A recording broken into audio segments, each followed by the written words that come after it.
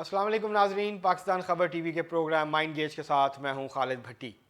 आज के प्रोग्राम में हम बात करेंगे ईरान और इसराइल के दरमियान बढ़ती हुई कशीदगी और मशरक़ वस्ता में एक बड़ी जंग के बढ़ते ख़तरात।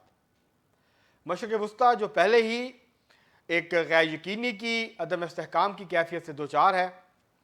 इसराइल मुसलसल गज़ा के ऊपर 6 माह से ज़्यादा हो गया है हमले कर रहा है, मुसलसल बमबारी कर रहा है और इसके नतीजे में गज़ा के अंदर सूरत हाल जो है वो बहुत ज़्यादा ख़राब हो चुकी है।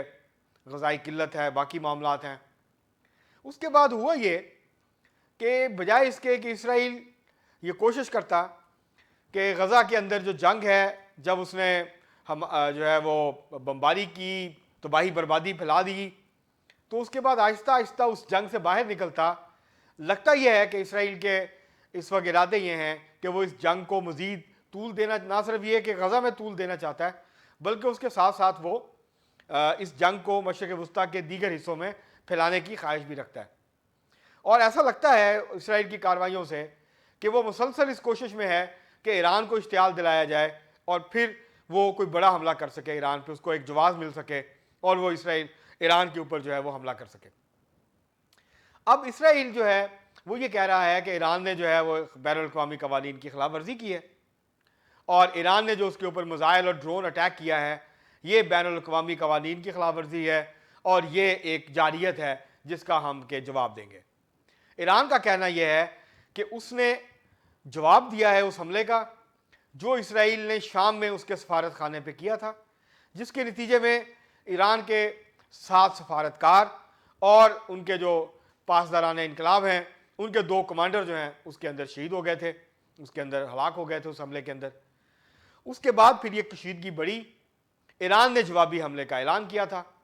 अब हो ये रहा है कि एक तरफ इसराइल ईरान के ऊपर इल्ज़ाम लगा रहा है, अमेरिका भी ईरान के ऊपर इल्ज़ाम लगा रहा है, यूरोपीय यूनियन के मुख्तलिफ ममालिक भी ईरान के ऊपर इल्ज़ाम लगा रहे हैं कि वो खित्ते के अंदर कशीदगी को बढ़ावा दे रहा है। जबकि हकीकत यह है कि अगर कोई खित्ते में कशीदगी को हवा दे रहा है तो वो इसराइल है। इसराइल क्या चाहता है? अब अगर हम देखें तो 2-3 बड़े मकासद हैं इसराइल के ईरान के साथ कशीदगी को बढ़ावा देने के, हवा देने के। पहला उसका मकसद ये है, इसराइल ये चाहता है कि अब लोगों की, मुल्कों की, अवाम की, दुनिया भर के लोगों की जो तवज्जो है, जो कुछ गज़ा में हो रहा है, जो इंसानी अलमिया वहाँ जन्म ले रहा है, जिस तरह भूख अफलास वहाँ फैल रही है, बीमारियाँ फैल रही हैं, जो तबाही और बर्बादी की दास्तानें रकम की हैं इसराइल ने, उससे तवज्जो हटाई जाए। एक तो ये मकसद है। दूसरा जो मकसद है ईरान का वो ये है कि वो ये चाहता है कि इस खित्ते के अंदर ये मौका है अब कि जहाँ ना सिर्फ ये कि हमास से निपटा जाए बल्कि उसके साथ साथ ईरान के साथ भी थोड़ी जो है वो देखा जाए कि कहाँ तक ईरान के साथ टक्कर ली जा सकती है।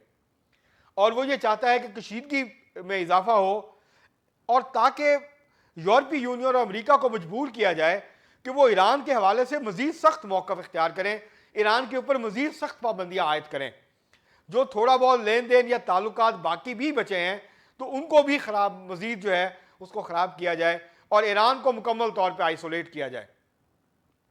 तीसरा, इसराइल ये चाहता है कि अमेरिका इस जंग के अंदर कूदे, क्योंकि अगर ये कशीदगी बढ़ती है और एक मुकम्मल जंग की जो है वो शक्ल इख्तियार कर जाती है और तनाज़ा बढ़ जाता है और दोनों तरफ से मुसल्लह जो है वो कार्रवाइयाँ शुरू हो जाती हैं, तो फिर इसराइल ये चाहता है कि अमेरिका इस जंग का हिस्सा बने ताकि फिर इसराइल और अमेरिका मिलकर ईरान के ऊपर चढ़ाई करें। अब देखने का सवाल ये पैदा होता है कि क्या अमेरिका इस पोजीशन में है कि वो इसराइल का साथ देगा, वो इसराइल को हौसला देगा, वो इसराइल को पैसे देगा, लेकिन क्या अमेरिका की फ़ौज इस जंग में कूदेगी? इस वक्त ऐसा नहीं लगता कि अमेरिका इस पोजीशन में है, क्योंकि ये खुल्लम खुल्ला दावत होगी फिर चीन, रूस और दूसरी दीगर कुव्वतों को कि वो भी मैदान में कूद पड़े। क्योंकि अगर ईरान और इसराइल के दरमियान जंग होती है तो ना उससे हिजबुल्लाह ला ताल्लुक़ रह सकती है, ना उससे यमन के हौसी जो हैं वो उससे ला ताल्लुक़ रह सकते हैं, तो ये जंग मज़ीद फैल जाएगी। तो ये इसराइल जो है वो दरअसल ये चाहता है कि ड्रैग किया जाए और अमेरिका को जो है इस जंग के अंदर शामिल किया जाए, उसको लपेटा जाए इसके अंदर। तो ये वो मकासद हैं जिसके तहत इसराइल बतदरीज ईरान के साथ कशीदगी बढ़ा रहा है। एक बात तो बहुत वाज़ेह है, इस कशीदगी में इजाफा ईरान की वजह से नहीं हुआ, इस कशीदगी में इजाफा इसराइल की अपनी वजह से हुआ। और इसके नतीजे में इसके असरात क्या होंगे अगर ये जंग फैलती है? इसके नतीजे में तेल की कीमतों को आग लगेगी, गैस की कीमतें बहुत बढ़ेंगी, आलमी मईशत एक नए बहरान से दो चार हो जाएगी।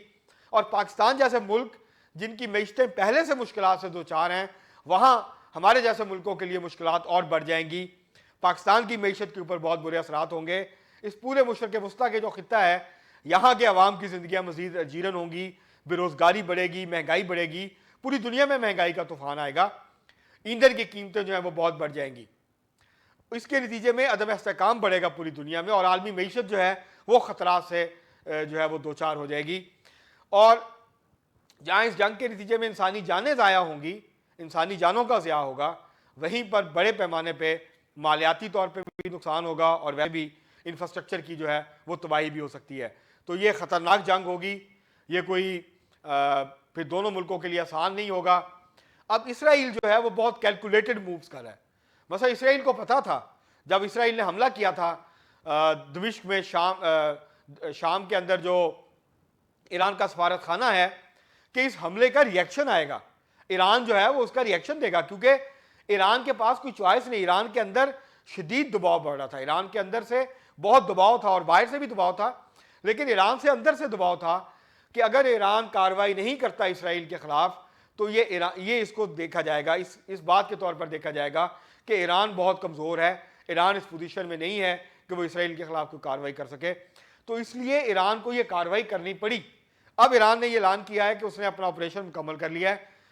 और ये बात नाज़रीन वाज़े करना बहुत ज़रूरी है, बहुत प्रोपेगेंडा किया जा रहा है, लेकिन इसमें ये जो ड्रोन्स अटैक्स थे और मिसाइल मारे हैं, इसमें फ़ौजी तनसीबात को निशाना बनाया है ईरान ने, शहरी आबादी को निशाना नहीं बनाया। ये बात बहुत बहुत बहुत वाज़ेह है।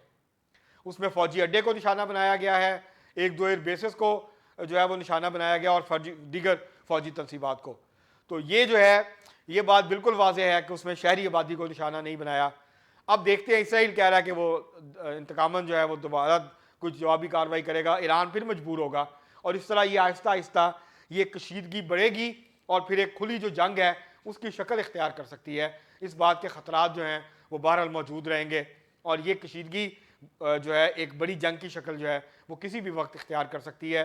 इसलिए ज़रूरी है कि चीन, रूस, अमेरिका, यूरोपीय यूनियन के ममालिक किसी एक मुल्क का साथ देने की बजाय या इसराइल को हल्लाशेरी देने की बजाय वो इस जंग को रोकने के लिए आगे बढ़ें, अब खित्ते में अमन के लिए आगे बढ़ें। पहले ही हमास और इसराइल के दरमियान जो तनाज़ा जारी है उसके नतीजे में मशरक़ वस्ता में उस खित्ते में बहुत ज़्यादा कशीदगी है, बहुत ज़्यादा गज़ा में और फ़लस्तीन में तबाही हो चुकी है। बजाय इसके कि ये एक बड़ी जंग का पेश खैमा साबित हो, इन कुव्वतों को चाहिए कि बजाय इसके कि ये इसराइल के साथ खड़े हों, ये गैर जानिबदार रहें, दोनों मुल्कों के ऊपर दबाव डालें और इन दोनों को जंग की तरफ बढ़ने से रोकें। लेकिन उसके लिए इसराइल को अपनी इश्तियाल अंगेज़ जो कार्रवाइयाँ हैं जो वो मुसलसल मशरक़ वस्ता के अंदर कर रहा है उनको रोकना होगा, वरना फिर इसराइल को कार्रवाई करेगा, ईरान को जवाबन को कार्रवाई करनी पड़ेगी और फिर उसके नतीजे में हालात मज़ीद ख़राब हो सकते हैं, हालात जो है वो मज़ीद कशीदा हो सकते हैं और एक बड़ी जंग जो है मशरक़ वस्ता के खित्ते में वो छिड़ सकती है और उसके नतीजे में बहुत बड़ी तबाही जो है वो इस खित्ते में भी फैलेगी और उसके असरात पूरी दुनिया के ऊपर जो हैं वो फैलेंगे। तो ये इसराइल जो है उसकी ख्वाहिश है कि वो इस जंग को बढ़ाए, आगे बढ़ाए, इस कशीदगी को आगे बढ़ाए, लेकिन मेरा नहीं ख्याल कि ईरान की जो ख्वाहिश होगी कि वो इस कशीदगी को आगे बढ़ाए, इस जंग के अंदर वो कूदे। और लेकिन इसके लिए जो है इसराइल मुसलसल ऐसी जो है वो कार्रवाइयाँ कर रहा है जिसके नतीजे में ये इश्तियाल जो है वो फैल रहा है और बाकी मुल्कों के लिए भी ज़ाहिर है, सऊदी अरब के ऊपर भी इसके असरात। लेकिन जो तेल पैदा करने वाले बड़े मुल्क हैं उनको तो फ़ायदा होगा, जब तेल और गैस की कीमतें बढ़ेंगी उनके मुनाफों में इजाफा होगा, उनके पास ज़्यादा रेवेन्यू आएगा। लेकिन जो मुल्क तेल ख़रीदते हैं उनकी मैशतों के ऊपर मनफी असरात पड़ेंगे, गैस महंगी होगी, एनर्जी का जो बहरान है वो और ज़्यादा बढ़ेगा। पहले ही रूस और यूक्रेन के दरमियान जंग जो है वो तवालत इख्तियार कर चुकी है, उसके नतीजे में दुनिया में खुराक की कीमतें महंगी हुई, एनर्जी की कीमतें जो है वो महंगी हुई। तो अगर यहाँ कोई मसला होता है और मेजर डिस्ट्रप्शन होती है तो उसके नतीजे में आलमी मईशत जो है उसके लिए भी बड़े ख़तरात मौजूद हैं। तो इस जंग को रोकने के लिए आलमी बरादरी को, आलमी क़ुव्वतों को अपना सरगर्म किरदार अदा करना चाहिए, मासवा इसके कि वो किसी एक का साथ दें या किसी दूसरे का साथ दें। इस जंग को रोकने के लिए और ख़ित्ते में अमन को कायम रखने के लिए और इस्तेहकाम को कायम रखने के लिए ज़रूरी है कि ये आलमी ताकतें जो हैं अक़वाम मुत्तहिदा मुतहर्रिक हो और अक़वाम मुत्तहिदा के प्लेटफॉर्म से ये आलमी ताकतें अपना किरदार अदा करें। अब तक के लिए इतना ही, बहुत शुक्रिया।